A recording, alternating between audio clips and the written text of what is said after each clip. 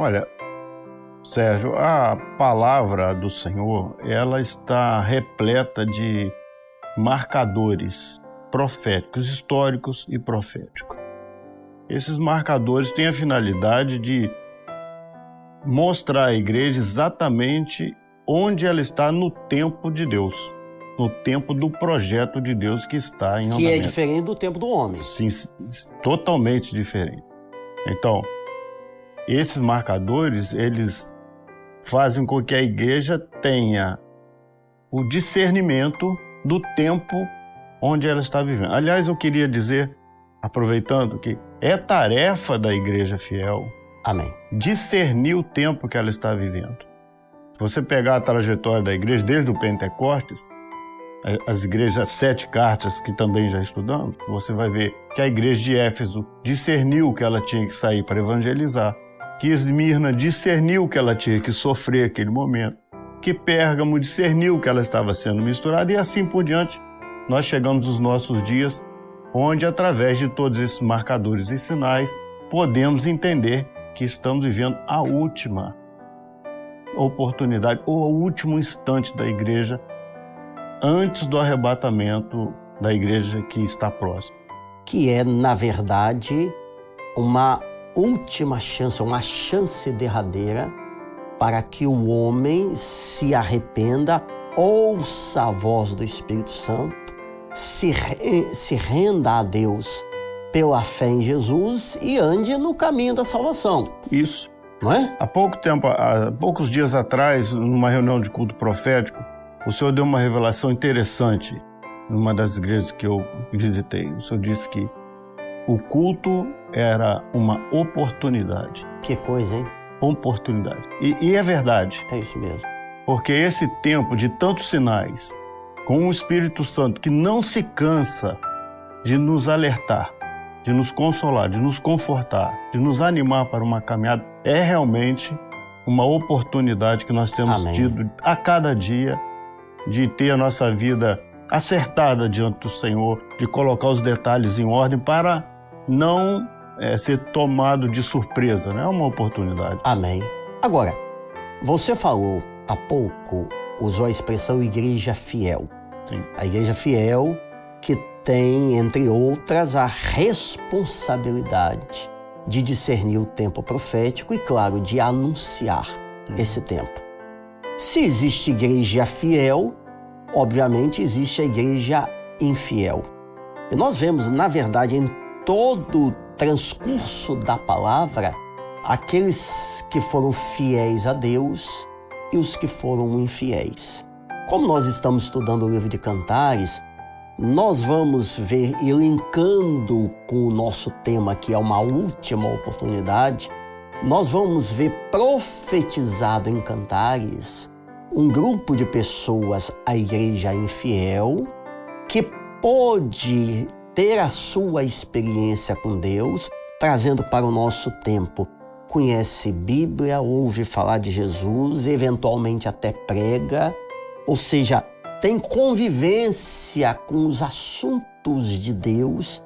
Talvez essas pessoas sejam religiosas, mas no fim das contas é uma igreja infiel. Eu vou ler um texto aqui, que é a profecia de Cantares sobre isso, Cantares 5:6, e eu queria que você comentasse tanto essa consequência para a igreja infiel e também falasse quem pode ser considerado igreja infiel, porque não é um rótulo. Sim. Queria que você falasse um pouquinho sobre isso.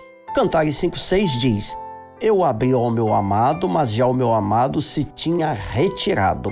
E se tinha ido, a minha alma tinha se derretido quando ele falara. Busquei-o e não o achei, chamei-o e não me respondeu.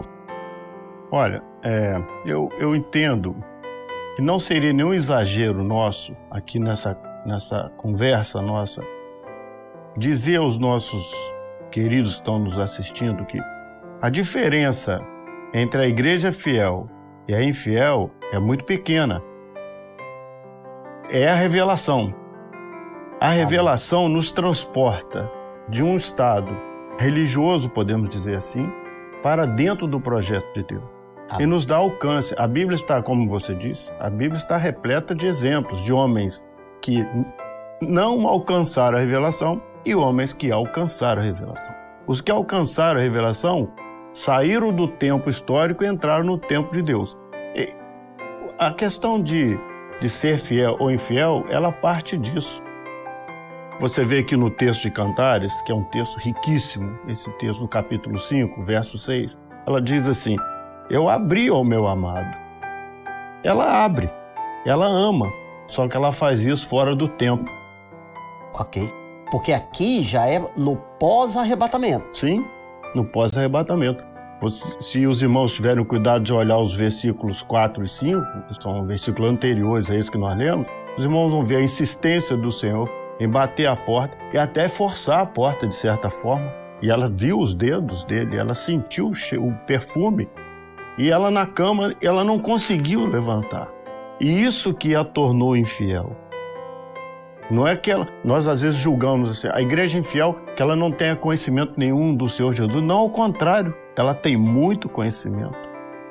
Os irmãos devem ter notado nos capítulos anteriores que tivemos na escola dominical, o pastor Gilberto explicou isso com muita propriedade. A melhor descrição do Senhor Jesus no livro de Cantares, quem dá é a igreja infiel. Que coisa, né? E ela diz, ele é cândido, ele é rubicundo, ele traz a bandeira entre 10.000, as pernas dele são como mármore. Ela conhecia muito bem o amado. Eu creio, Sérgio, desculpe te interromper, claro. Eu creio que ela é formada de pessoas que tiveram experiências com o Senhor, mas que não discerniram o tempo que nós estamos vivendo. E isso eu insisto nesse assunto aqui, porque isso é fundamental. Esse ano eu me sinto desafiado, me senti desafiado, porque para mim, só saindo do assunto um pouquinho, toda vez que o presbitério divulga um lema, para mim é uma profecia. Amém, é isso mesmo. É uma profecia. Eu vivo e tento passar isso para minha família, que os lemas são profecias do Senhor. E quando você ouve um lema, aquele que ouvir, quem tem ouvidos para ouvir, porque não basta ter ouvidos, é ouvidos para ouvir. É a voz do Espírito, é um desafio muito grande para nós como igreja fiel. Isso requer de nós que nós tenhamos uma posição diferente de uma igreja que sabia tudo isso, que teve experiência, mas que naquele momento estava deitada, estava acomodada, ou, não sei se seria exagero, abandonou o profético. O que eu ia dizer é exatamente nessa linha, no seguinte sentido, porque aqui mostra no pós-arrebatamento. Hoje, esse arrebatamento ainda não aconteceu. Então, quando você fala de igreja infiel, tá certo, você tem que olhar para o mundo, para o que está ali fora, mas você tem que olhar para dentro de si próprio, não é? Por quê? O desejo de Deus é que nós sejamos parte da igreja fiel, mas para isso, aí o lema, é necessário ouvir e, obviamente, praticar.